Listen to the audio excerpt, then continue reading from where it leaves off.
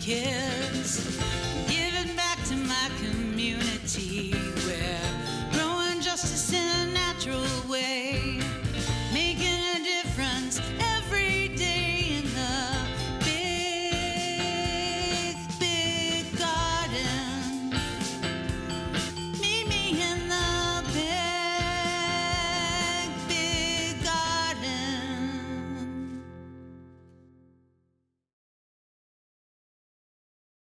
Hi friends, welcome to Farm to School with the Big Garden. My name is Miss Kay, and today we're going to talk about starting seeds indoors. So why do we plant seeds indoors? Some seeds take a lot longer to grow and some plants take a lot longer to grow than others. For instance, radishes, you can plant that out in the garden and they'll only take about a month to grow before you can harvest those and eat them. Other plants, for instance, peppers, take 4 or 5 months by the time from when you plant the seed to when you're actually able to harvest a pepper and eat it. So we want to give those plants that take a longer time to grow a little bit of a head start in either the late winter or the early spring is when we plant those seeds indoors. You can find out how long it takes for your seeds to grow by looking at your seed packet. So usually it will say days to maturity. So on my packet it says 55 days right here. And these are for cucumbers. Another thing that you can see on your seed packet is when to start your seeds. So usually it will say a certain amount of weeks before our last frost date. And what is the last frost date? So that is the day in the spring when we're likely to not have any more frosts and the temperature won't dip below 32 degrees anymore. So in our neck of the woods, that day is April 15th. And you may know plants are mostly made out of water, so if they're outside and the temperature gets to be 32 degrees, the water inside the plant might freeze and the plant itself can die, or it could just be really damaged and not grow very well after that. So we always want to wait till the last frost date to plant our seeds outside or to transfer our seedlings outside. So today I am planting cucumber seeds, and my seed packet says to start them inside 2 to 4 weeks before the last frost date. So again, in our area, that is May 15th. So 2 weeks before that is May 1st, and 4 weeks before that is April 17th. So we'll be able to plant them anytime in between those 2 days. So let's get planting. So the things that you're going to need for planting are soil, and I have some right here in a little bowl because I need to mix it with water, which I have here. We'll of course need our seeds, and then you also need a container to plant your seeds in and to put your soil into. And you can use a plastic cup like this if you have one around the home, or you can buy one. Pretty inexpensive and easy to use, but one thing you'll have to do is poke holes in the bottom. So whatever container you're going to grow your seeds in has to have some holes on the bottom for drainage. So make sure to ask an adult to help you with that if you need it. All right, so the first step is going to be putting our water into the soil.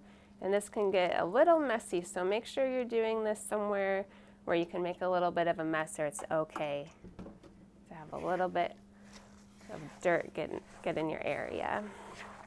So we're just going to mix it up, and we want our soil to be not too dry but not too wet. We want it just in the middle. So usually you want it to be able to clump when you pick it up, but it also falls apart really easily if you try. All right, and then we're just going to put that right into our little container. And this is about as big of a container as you want to get. So don't go any bigger, but you can go a little bit smaller too. And you can see I'm gently packing this down. I don't want it to be super smushed in there and super pressed down, because that will make it hard for the roots to grow. So we just want to gently pack it down so we make sure there are no air pockets. Another important thing when you're filling your container is to leave a little bit of space between the very top of the soil and the top of your container. And that way when you water it, it has a little bit of room to pool up and then slowly seep down. All right, so that's our container. I'm just going to use my fingers and I'm going to poke a couple little holes. I probably wouldn't plant any more than 3 seeds into this container. And I didn't press my holes any deeper than my nail, so it doesn't have to be very deep at all. So let's go ahead and plant our seeds. open my packet here. And here are my seeds, and they're nice and big so you can handle them easily, and you can just make sure you put one seed in each little hole. Put our extras back in, save those for another container.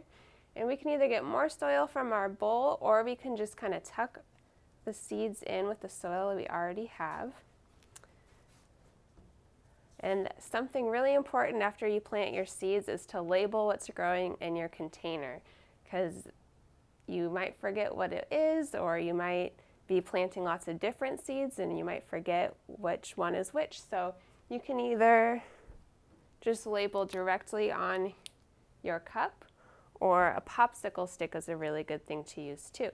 So I'm going to put cucumber, and I also like to put what day I planted it. Just stick it right in there. And then after you've labeled your container, you want to put them in something like a baking tin, or even if you have one that's a little bit more shallow like that, or any sort of tray that you have, so that when you water it, it can catch the extra water that drains from below the container. So you don't want to get your counter or the top of your fridge all messy with water. So we'll put it on that. And then seeds need two things in order to germinate. And germinate just means sprout.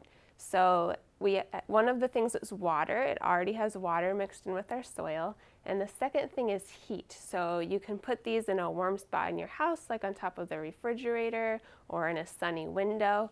And you can also use something like this called a heat mat. And this is specifically for growing seedlings. And you just plug it in, and it stays about 70 or 75 degrees. It keeps your seedlings nice and toasty, and you just want to put your seeds onto the heat mat. So these are some cucumber seedlings that have already germinated. I planted them last week, and once you see them sprouting out of the soil, you can go ahead and move them off of the heat mat. And we want to do that because if they stay in the really warm spot, they can get a little bit leggy, or when they have a really long stem and they're not as strong. So we want to move them off. And then another thing is, if you have more than one growing in your container, you might want to just pinch one of them off, or you can get little scissors and snip it, because we just want to have one plant growing in each container so that they have enough room for their roots to get nice and big and strong. So we'll move them off the heat, and then I'm going to put these in a nice sunny window so that they can keep growing until it's ready for them to go outside. Meet me in the big garden. Thanks for joining me today to learn about how to start seeds indoors and how to take care of your seedlings until it's time to plant them outside. I hope you start some seeds at home or in your classroom. See you later.